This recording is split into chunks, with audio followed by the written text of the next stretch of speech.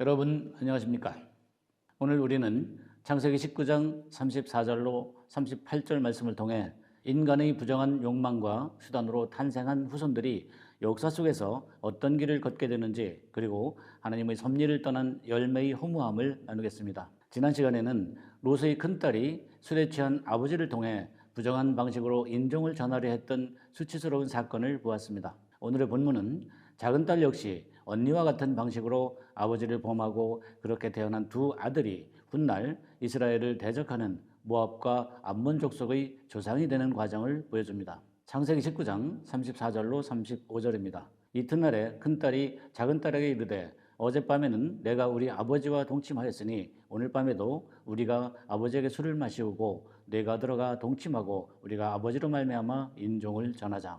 이 밤에도 그들이 아비에게 술을 마시우고 작은딸이 일어나 아비와 동침하니라. 그러나 아비는 그 딸의 눕고 일어나는 것을 깨닫지 못하였더라. 원문을 직역합니다. 이튿날에 큰딸이 작은딸에게 이르되 보라, 어젯밤에는 내가 내 아버지와 누웠으니 오늘 밤에도 우리가 그에게 포도주를 마시게 하고 내가 들어가 그와 누워 우리 아버지로부터 씨를 보존하자 하였더라. 그 밤에도 그들이 그들의 아버지에게 포도주를 마시게 하였고 작은 딸이 일어나 그와 누웠으나 그는 그녀가 눕는 것과 일어나는 것을 알지 못하였더라. 죄의 전염성은 무섭습니다. 큰 딸의 잘못된 제안에 작은 딸도 망설임 없이 동참합니다. 이는 롯의 가정이 소돔에 거하는 동안 그들의 도덕적 가치관이 얼마나 부패했는지를 단적으로 보여줍니다. 롯은 여전히 무지의 상태에 머물러 있는데 이는 영적 지도력을 상실한 자의 비참한 최후를 의미합니다. 씨를 보존하자는 명분은 결국 거룩한 계보를 파괴하는 결과를 낳았습니다. 창세기 19장 36절로 38절입니다.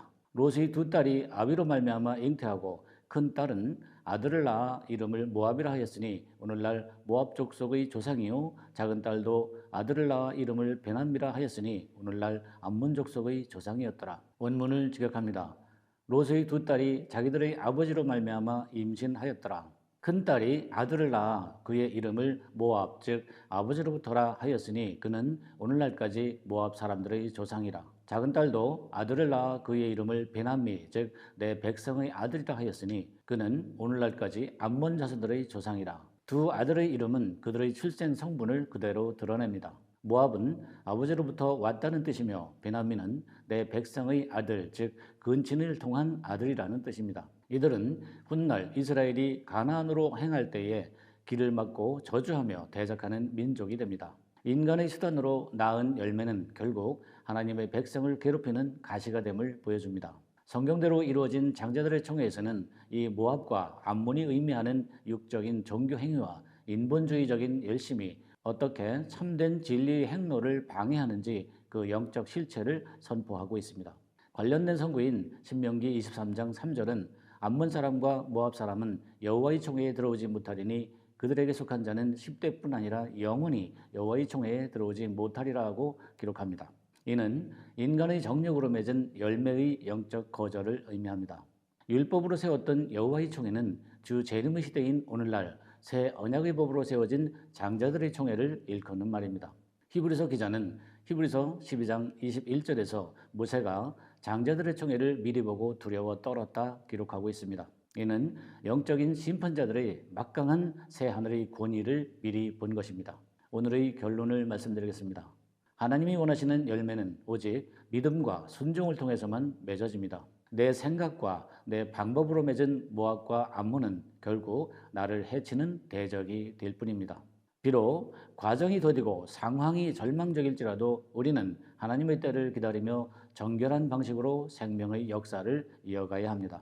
따라서 우리는 육신의 소욕을 따라 열매 맺기를 거부하고 오직 진리 성령이 주시는 거룩한 씨를 품어 하나님의 나라에 합당한 열매를 맺는 신실한 하늘 장자가 되어야 합니다.